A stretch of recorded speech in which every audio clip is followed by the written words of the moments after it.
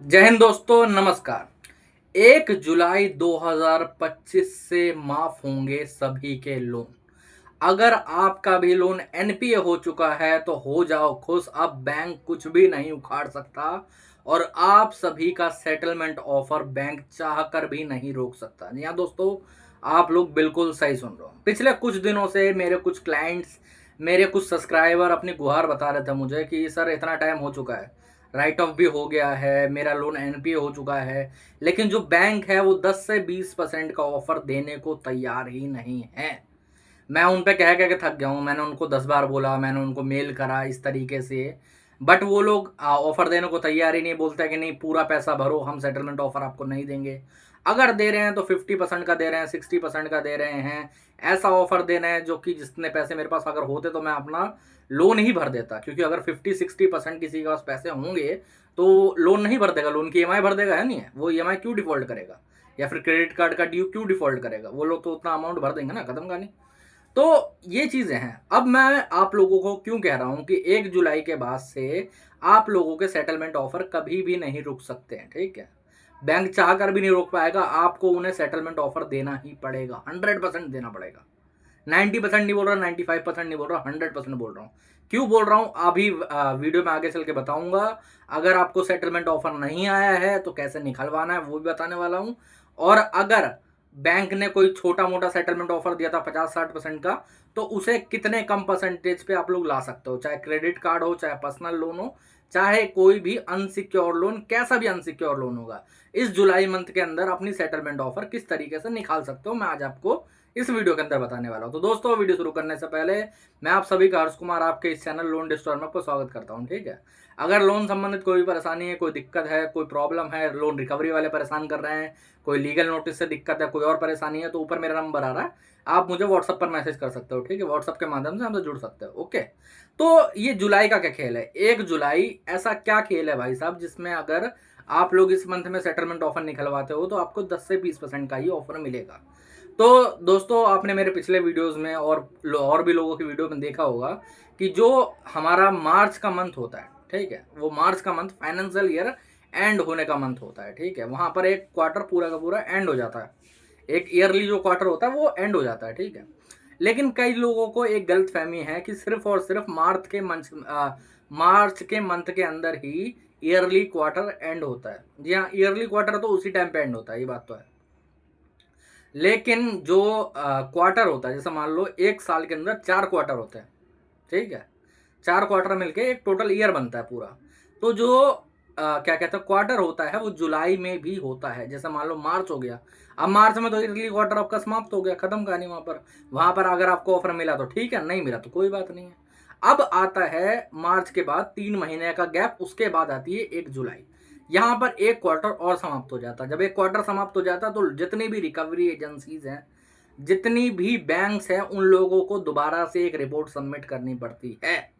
जी हाँ, ईयरली में तो क्लोजिंग की रिपोर्ट सबमिट करनी पड़ती है, बट एक रिपोर्ट और होती है जो कि उन्हें सबमिट करनी पड़ती है, और वो सबमिट करनी पड़ती है जुलाई के मंथ में एंड के जो 31 जुलाई होती है उसमें सबमिट करनी पड़ती है। अब वो लोग चाहते हैं कि जितने ज़्यादा सेटलमेंट इस मंथ के अंदर हो सकते हैं उतने हो जाए। वो लोग ये भी नहीं देखते कि भाई साहब कितने परसेंटेज पे होना चाहिए, कितना वो नहीं है। अब कई भाई लोग पूछेंगे कि ईयरली क्वार्टर पे सर फिर सेटलमेंट क्यों नहीं दिया, वहां पर भी तो दे सकते थे, मार्च के मंथ में तो ज़्यादा देना चाहिए था। हाँ मेरे भाई, मार्च के मंथ में ज़्यादा मिलता है, लेकिन जब आपके अकाउंट पे कोई ऑफर ही नहीं चल रहा होगा तो वो चाह कर भी नहीं दे सकते हैं, समझे? वो लोग चाह कर भी नहीं दे सकते हैं। बट अगर आपका मार्च से अभी तक एनपीए हो चुका है या फिर राइट ऑफ हो चुका है जुलाई मंथ तक, तो अब पक्का गारंटी है, 105% है कि आपके नाम का ऑफर जरूर आ गया होगा। जी हाँ, आप लोग बिल्कुल सही सुन रहे हो, 105% गारंटी है। क्योंकि मान लेते हैं चलो मार्च में आपका एनपीए हुआ था, या फिर एनपीए नहीं भी हुआ था, ओके, जुलाई तक आते आते एनपीए हो गया। एनपीए के साथ साथ अगर एनपीए हो गया होगा तो राइट ऑफ हो गया होगा। अब जुलाई के अंदर उन लोगों को रिपोर्ट सबमिट करनी है, और वहां बैलेंस शीट उनको प्लस में दिखानी पड़ती है हमेशा, ठीक है? अब प्लस में तो ऐसे आएगा नहीं, क्योंकि ज्यादातर लोन्स का पैसा आ नहीं पाता है, समझे? तो वो लोग फोर्सफुली भी ट्राई करेंगे कि भाई साहब आप सेटलमेंट ले लो। वो लोग रिकवरी भी हार्ड करने की ट्राई करते हैं। कई बार वो लोग बोलेंगे कि नहीं नहीं, आप पैसा दो किसी भी तरीके से, ये करो वो करो, फलाना ढिमकाना, आप एक ईएमआई भरो। कई बार ये लोग क्या करते हैं, मैं आपको एक चीज़ बताता हूँ। एक एजेंसी है, जिसको अपनी रिपोर्ट सबमिट करनी है, ठीक है, मुंबई की एजेंसी है, वो अब तक कम से कम मेरे ही 10 से 15 क्लाइंटों का 1.5 से 2 लाख रुपए भर चुकी होगी फंडिंग कर करके। अब ये पैसा कहाँ से आता है? ये पैसा उन्हीं के उससे आता है, जो फंड उनको मिलते हैं ना बैंक से और एनबीएफसी से, वहीं से उन्होंने भर दिए। क्यों भर दिए? क्योंकि उन्हें अपना डाटा प्लस में दिखाना था, और ये जो बंदे थे सेटलमेंट करने को राजी नहीं थे।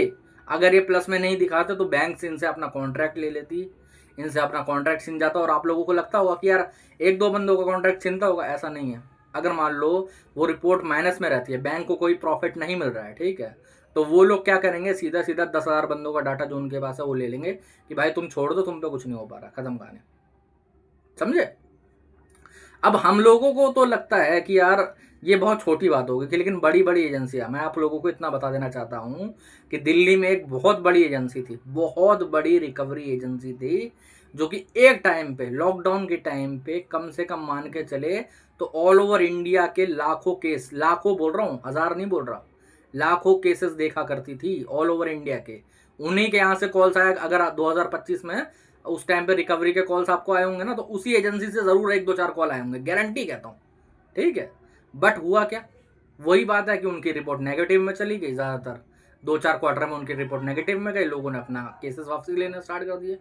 बैंक को तो पैसा चाहिए यार, बैंक को मतलब नहीं है उस चीज से कि आप कितनी कोशिश कर रहे हो, कितने कॉल्स कर रहे हो, कितनी रिकवरी विजिट्स करी हैं। उनको घंटा मतलब है उस चीज से, उनको मतलब है उनकी रिपोर्ट जो है वो प्लस में जानी चाहिए, चाहे तुम अपनी जेब से पैसा भरो। अभी आप लोगों के लिए नहीं कह रहा मैं, ये रिकवरी एजेंसीज के लिए कह रहा हूँ, ठीक है। तो इसीलिए वो एजेंसी पे क्या हुआ, आज के टाइम पे ताला लगा हुआ है। उसमें कम से कम नहीं तो 1500 एम्प्लॉयज काम करते थे, ऑन फील्ड वाले भी और ऑफ फील्ड वाले भी। एजेंसी बंद हो गई, सबकी नौकरी चली गई। एजेंसी ओनर्स को इतना मोटा घाटा हुआ कि आप सोच नहीं सकते। समझे? बीच में खबर भी आपको न्यूज़पेपर में देखने को मिली होगी, चाहे तो कोई दिक्कत नहीं है, ठीक है, दैनिक भास्कर वगैरह में मिली होगी। तो इससे एक पॉइंट ऑफ व्यू क्या आता है? इससे पॉइंट ऑफ व्यू यही आता है, जब भी कोई क्वार्टर एंड होता है मेरे भाई, 105% कह रहा हूं, आपको एक अच्छा सेटलमेंट ऑफर मिलेगा। और अब इस बार क्वार्टर कब एंड होने वाला है? जुलाई में, 1 जुलाई से लेके 31 जुलाई के बीच में। इस बीच में आपको सेटलमेंट ऑफर बहुत अच्छे देखने को मिलेंगे, बहुत बढ़िया देखने को मिलेंगे। मैं यहां तक की कह रहा हूं, आईडीएफसी जैसे बैंक, जो आईडीएफसी फर्स्ट बैंक है ना, वैसे बैंक तो मेरे भाई 10% के अंदर काफी ऑफर दे रहे हैं। जी हाँ, आप लोग बिल्कुल सही सुन रहे हो। एक वो होता है ना, हमारे एक क्वालिटी स्टैंडर्ड होता है कि 10 से 20% एक अच्छी सेटलमेंट मानी जाती है, तो मेरे भाई अंदर भी हुई है।